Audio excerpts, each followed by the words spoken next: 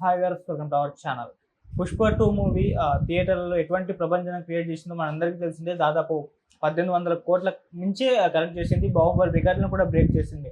అయితే ఈ సినిమా ఇప్పుడు టీవీలోకొచ్చేసరికి ఇక్కడ ఫ్లాప్ అయిందని చెప్తున్నారు. అంటే ఎక్కువ టీఆర్‌పీ కూడా రాలేదని చెప్పేసి ఒక రిపోర్ట్ అయితే వచ్చింది. ఎందుకు థియేటర్‌లో అంత బాక్స్ ఆఫీస్ షేక్ చేసేలా కలెక్షన్స్ రాబట్టిన సినిమా మన టీవీలోకొచ్చేసరికి ఫెయిల్ అయిపోయింది. దీనికి గల కారణాలేమన్నా ఉంటాయా?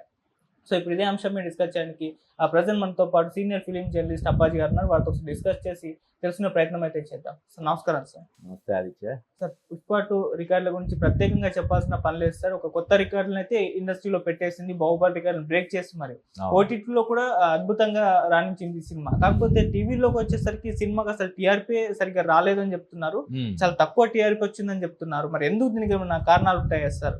అంటే ఇప్పుడు నువ్వే చెప్పావు థియేటర్లో ప్రభంజనం సృష్టించిందని చెప్పి, తర్వాత ఓటీటీలో కూడా బ్రహ్మాండంగా మంచి రేటింగ్ వచ్చిందని చెప్పి చెప్తున్నావు. ఈ రెండు అయిపోయిన తర్వాత ఇప్పుడు టీవీ ఆడియన్స్ ఎవరున్నారు? థియేటర్లో కోట్లాది మంది చూస్తారు, తర్వాత ఓటీటీలో చూస్తారు. ఈ రెండు అయిపోయిన తర్వాత, ఈ రెండు సెగ్మెంట్లు అయిపోయిన తర్వాత ఇంకా టీవీ ఆడియన్స్ అనేది ఇప్పుడు మామూలుగా చాలా తగ్గిపోయారు కదా. ఒకప్పుడు నీకు సినిమాలకు సంబంధించి శాటిలైట్ రైట్స్ అనేవి చాలా పెద్ద మొత్తంలో ఉండేవి. ఇప్పుడు అది ఏదో నామమాత్రంగా ఉంటుంది. కొన్ని సినిమాలకు అసలు తీసుకోవట్లేదు శాటిలైట్లు. కాబట్టి ఇది శాటిలైట్కి వచ్చేసరికి రేటింగ్ ఎందుకు తగ్గిందంటే ఆల్రెడీ థియేటర్లో చూస్తుండడం, తర్వాత మిగిలిన వాళ్ళు ఓటీటీలో చూస్తుండడం వల్ల టీవీకి తగ్గి ఉంటుంది అంతే తప్ప. అంటే ఇప్పుడు ఏమై ఉంటుంది రీజన్ చెప్పు నువ్వు? థియేటర్లో అద్భుతంగా ఆడింది, ఓటీటీలో కూడా బాగా రేటింగ్ వచ్చింది. ఈ రీజన్ ఏమైంటుంది? ఇదే రీజన్.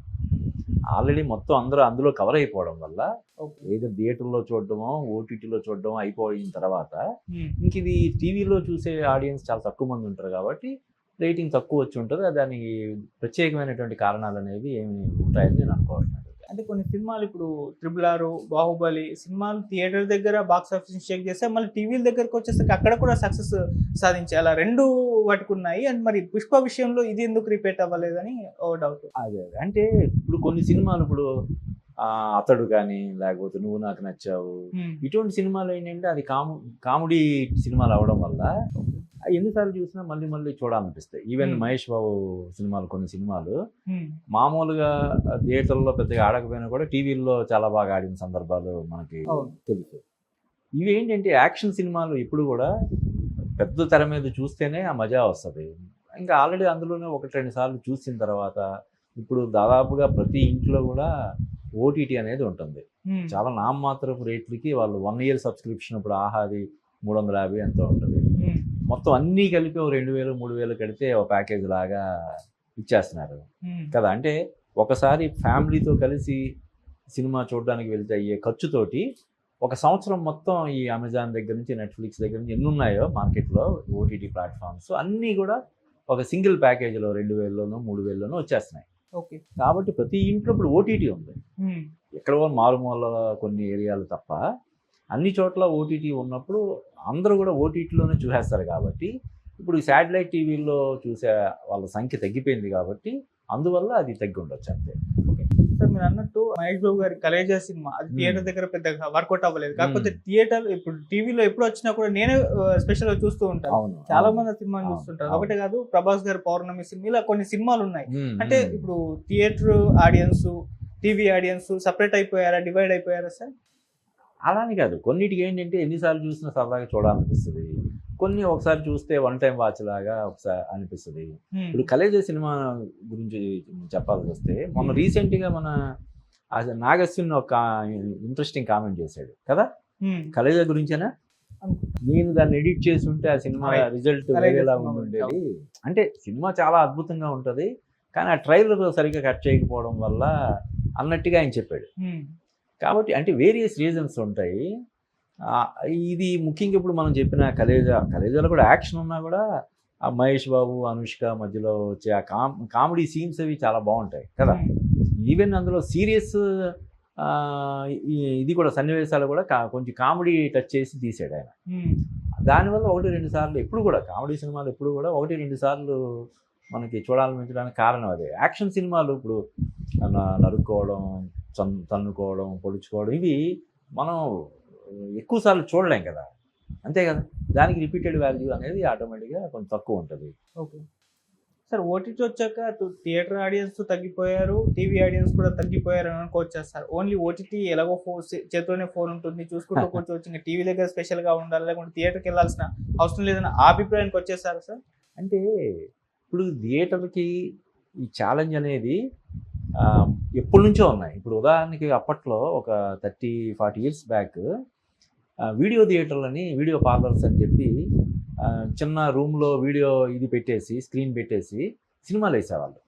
ఇంకేముంది, థియేటర్లో మూతపడిపోతాయి, ఎక్కడ పడితే అక్కడ పెట్టేసేవాళ్ళు. వీధికి ఒకటి ఉండేది, చక్కగా హ్యాపీగా ఏసీలో ఒక 20 మంది 30 మంది కలిసి చూసేలాగా ఉండేది. అప్పుడు అనుకున్నారు 16mm సినిమాలు అప్పట్లో తెగ వేసేవాళ్ళు. తర్వాత శాటిలైట్ టీవీ వచ్చినప్పుడు ఇంకేముంది, టీవీ వచ్చింది, ఇంక థియేటర్లో కష్టమే అని చెప్పి అన్నారు. ముఖ్యంగా ఈ సిటీ కేబుల్ వచ్చిన తర్వాత వాళ్ళు ప్రతి 100-200-300 ఇంటికి ఒక ఇది పెట్టుకొని సినిమాలు, మార్కెట్లో దొరికిన సినిమాలన్నీ కూడా విచ్చలవిడిగా వేసేవాళ్ళు. అప్పుడు ఇదే టాపిక్ వచ్చింది, ఇంక థియేటర్లో మూతపడిపోతాయి అని చెప్పి.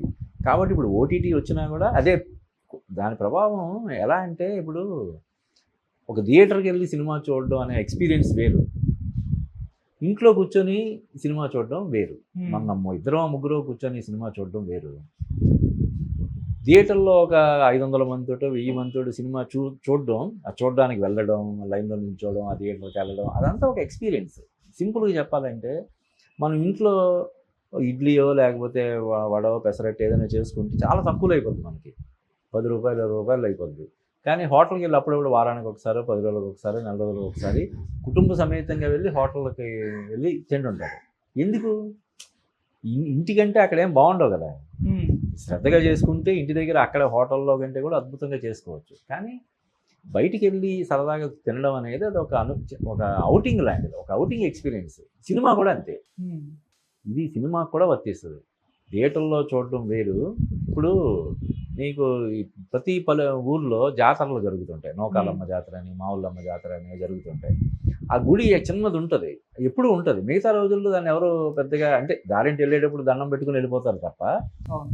కానీ ఈ జాతరలు జరిగినప్పుడు విదేశాల నుంచి కూడా వస్తారు, ఫారిన్ కంట్రీస్లో ఉన్న వాళ్ళు, లేకపోతే ముంబైలోనో లేకపోతే బెంగళూరులోనో ఎక్కడెక్కడో సెటిల్ అయిన వాళ్ళందరూ కూడా వస్తారు. ఎందుకంటే అందరూ ఒక చోట కలుస్తాము, అదొక జాతరలాగా ఉంటుంది, అదొక అనుభూతి. కాబట్టి ఇది థియేటర్లో దానికి కూడా వర్తిస్తుంది అన్నమాట. ఓటీటీ వచ్చినంత మాత్రాన థియేటర్లో కనుమరుగవడం కానీ, మూతపడడం కానీ జరగడం అనేది జరగదు. కొన్ని ఇప్పుడు బేసిక్గా ఏంటి, వ్యాపారం ఇది. ఇప్పుడు థియేటర్ ఉంది, థియేటర్లో సినిమాలు చూసి జనాలు ఆనందించడం ద్వారా కలిగే తృప్తి కోసం నడపరు కదా, అది దాని మీద డబ్బుల కోసమే కదా నడుపుతారు. ఆ థియేటర్ ప్లేస్లో మేము ఒక షాపింగ్ కాంప్లెక్స్ కడతాము అని ఎవరైనా ముందుకు వస్తే ఇవ్వకుండా ఉంటాడు థియేటర్.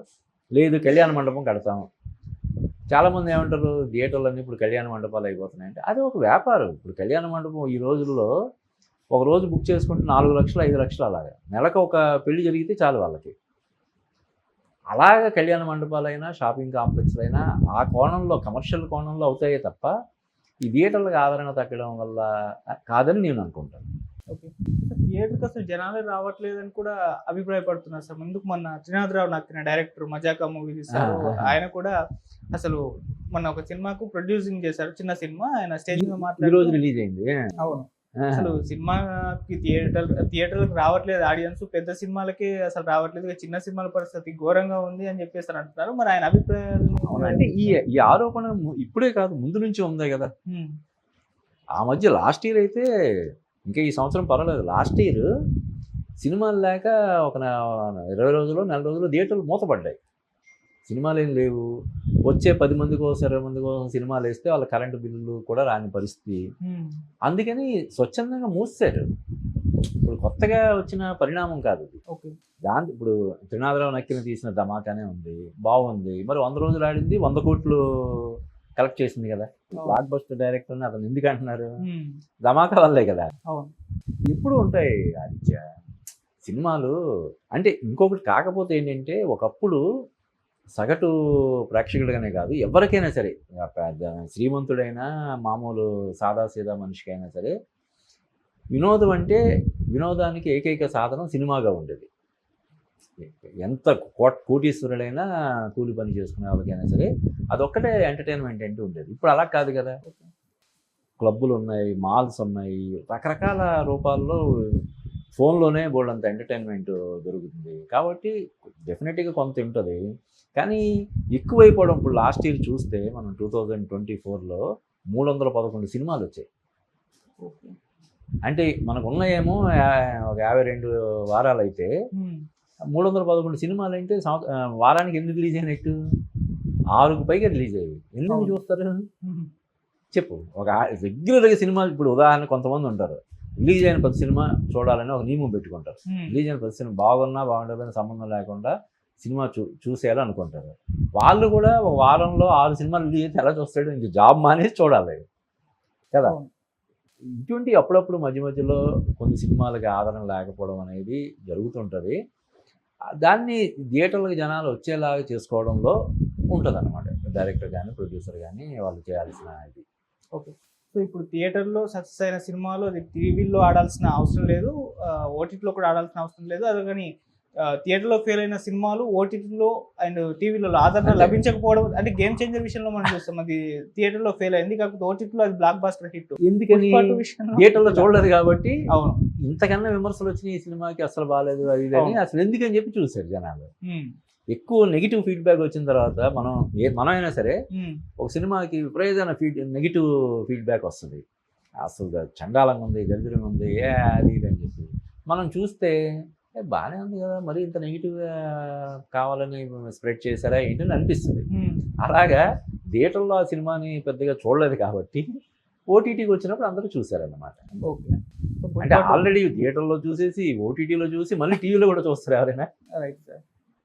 పైగా టీవీ అనేది ఒకసారి వాళ్ళ రైట్స్ తీసుకుంటే ఇంకా వాళ్ళు నెలకు ఒకసారి 2 నెలలకు ఒకసారి అలా వేస్తూనే ఉంటారండి. ఇప్పటికీ ఓటీటీ అయితే మనం ఎప్పుడు కావాలంటే అప్పుడు పెట్టుకోవచ్చు. ఈ టీవీలో ఏంటంటే వాళ్ళు ముందే వారం రోజుల ముందే షెడ్యూల్ లాగా ఇస్తారు. అది 2 వారాలకి 2 నెలలకి 3 నెలలకు కూడా రిపీట్ అవుతుంటాయి. ఇప్పుడు ఇందాక మనం అనుకున్నాం అతడు, నువ్వు నాకు నచ్చావు సినిమాలు ఎన్ని వందల సార్లు టెలికాస్ట్ అయ్యి ఉంటాయి.